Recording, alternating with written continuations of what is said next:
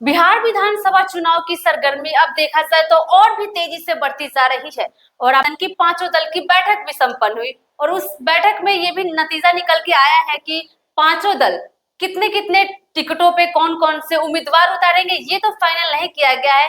हालांकि सूत्रों के हवाले ये निकल के आया है कि पांचों दलों में सभी को सीट की बंटवारा कर दी गई है। सभी पे बात करेंगे। इससे पहले हमारे साथ फिर से जुड़ चुके हैं हमारे वरिष्ठ पत्रकार अनिमेश जी। अनिमेश जी, आपके साथ जो हमारे साथ जुड़ने के लिए इस खास वार्तालाप में आपका बहुत बहुत स्वागत है। आपका भी बहुत बहुत धन्यवाद। और बिहार विधानसभा चुनाव और टिकट का जो चल रहा है अभी की स्थिति में देखा जाए तो इंडिया गठबंधन एनडीए गठबंधन दोनों में खींचतान ही चल रही है। बात करेंगे हम आज एनडीए गठबंधन की, जिसकी कल बैठक भी संपन्न की गई है। हालांकि फिर निकल के आ रही है कि उपेंद्र कुशवाहा की नाराजगी अभी चल ही रही है, लेकिन जो कल की बैठक हुई है उसमें ये सामने हुआ है कि भाजपा 100 सीटों पे अपने उम्मीदवार देगी, जदयू 101, तो वही लोजपा राम की बात करें तो वो 29 सीट पे, जीतन राम मांझी की बात करें तो वो 7 सीट पे और उपेंद्र कुशवाहा की जो है वो 6 सीटों पे लड़ने वाली है। ये तो टिकट का हुआ कि किस किस पे, लेकिन हालांकि विधानसभा कौन से उम्मीदवार होंगे ये फाइनल नहीं किया गया है।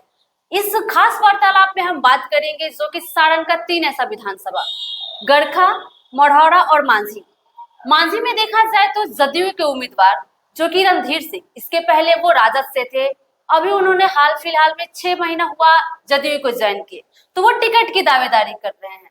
तो वही भाजपा में दावेदार का नाम लिया जाए राणा प्रताप सिंह उर्फ डब्लू सिंह, जो कि शुरू से लेके अभी तक भाजपा में ही लगे हुए हैं और टिकट के लिए कभी उन्होंने पार्टी से गद्दारी भी नहीं की। हालांकि वो निर्दलीय चुनाव लड़ जाते हैं मगर वो दूसरे दल में नहीं गए। बात करेंगे हम गरखा विधानसभा में, तो गरखा विधानसभा में देखा जाए जदयू के उम्मीदवार जो कि मुनेश्वर चौधरी जी है, जो कि इसके पहले वो राजद के मंत्री भी रहे हैं। भाजपा की बात करें तो ज्ञानचंद्र बाजी। मढ़ौरा विधानसभा की बात करें तो जदयू जिला अध्यक्ष अल्ताफ आलम राजू जी, उनका बताया जाए तो इसके पहले जो चुनाव में नतीजा था वो बहुत अच्छा खासा देखने में लायक था।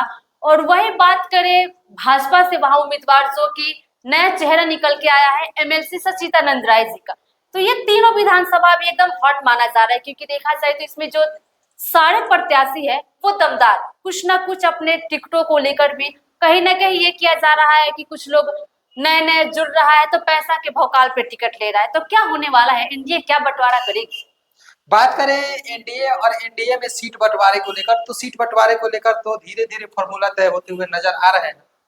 लेकिन जब हम लोग सारण में आते हैं और सारण की तीनों सीट पे जब हम लोग बात करते हैं, मढ़ौरा, गरखा और मांझी, तो सबसे पहले हम गरखा पे आते हैं। और गरखा पे आने के दरमियान गरखा शुरू से ही भारतीय जनता पार्टी के पाले में रही है, लेकिन इस बार कयास लगाया जा रहा है। कयास क्या, सूत्रों के हवाले से खबर भी आ रही है कि जनता दल यूनाइटेड से मुनेश्वर चौधरी जी को, जो पूर्व के राजद के विधायक भी रह चुके हैं और 1 बार 2 बार 3 बार 4 बार नहीं 5 बार के विधायक और मंत्री पद पे भी रह चुके हैं, उनको मिल सकता है। तो उनका मुकाबला सीधा सीधा सुरेंद्र राम जो राष्ट्रीय जनता दल के विधायक हैं उनसे होगा। अब जब हम लोग मढ़ौरा आते हैं तो मढ़ौरा में भी एक तरफ खींचतान ही लगी हुई है। सचिदानंद राय का नाम सामने आ रहा है कि सचिदानंद राय के परिवार से कोई आ सकता है।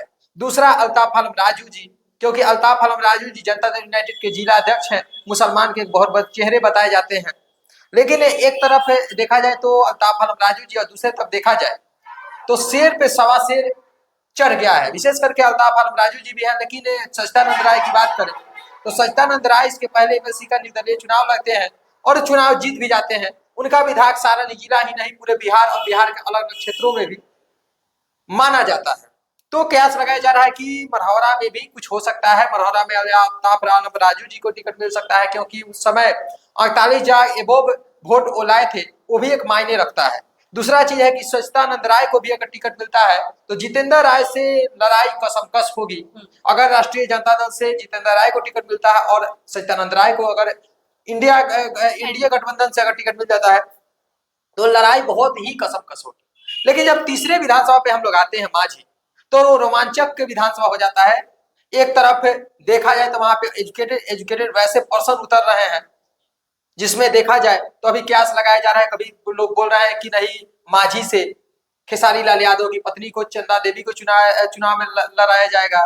लेकिन कभी सुनने में आ रहा है कि सत्येंद्र यादव जी नामांकन के लिए आवेदन व विशेष करके वो अपना लेटर भी जारी कर दिए हैं कि हमारा नामांकन भी होगा। 14 तारीख। तो 14 तारीख का नामांकन और आज 11 तारीख है, तो 11 तारीख 14 तारीख जैसे कि बीच में 12 या 13 तारीख 14 तारीख को नामांकन है, तो अगर कुछ हिंट्स मिला होगा तभी सत्येंद्र यादव नामांकन के लिए। लेकिन एनडीए की बात करें तो एनडीए खेमा में भी 3 कैंडिडेट आमने सामने हैं। रणधीर सिंह हो गए, डब्लू सिंह हो गए, डब्लू सिंह मतलब कि राणा प्रताप सिंह उर्फ डब्लू सिंह, और तीसरा नाम जो आ रहा है रणधीर सिंह जी के ही फूफा जी हैं गौतम सिंह, जो पूर्व मंत्री भी रह चुके हैं, पूर्व विधायक भी रह चुके हैं।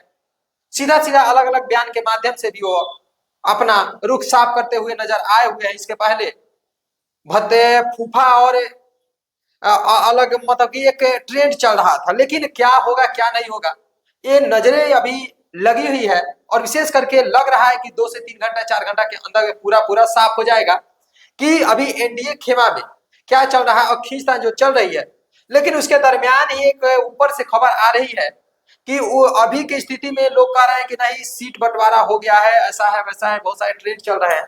लेकिन उपेंद्र कुशवाहा जी जो सीट मिला है वो संतुष्टजनक सीट नहीं है। उनका सीधा सीधा कहना है कि जो हमको सीट मिला है उसमें और कुछ बढ़ोतरी करके दिया जाए, जिससे कि हमारे और भी संख्या बढ़े, हमारे विधायकों का संख्या बढ़े। यही तो चल रहा है।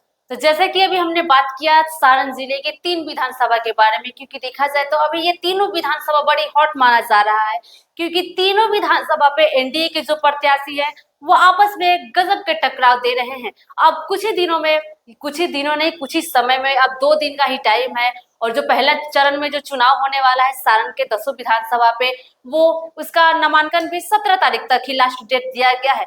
अब देखा जाएगा कि फिर कब ये एनडीए गठबंधन अपने सारे विधानसभा पे कब वो उम्मीदवार का नाम सामने लाएगी। अब ये देखने लायक होगा, ये भी हम आपको अगले वीडियो में जरूर दिखाएंगे। तब तक के लिए आप सभी का बहुत बहुत धन्यवाद। अनिमेश जी आपको भी बहुत बहुत धन्यवाद। आपका भी बहुत बहुत धन्यवाद।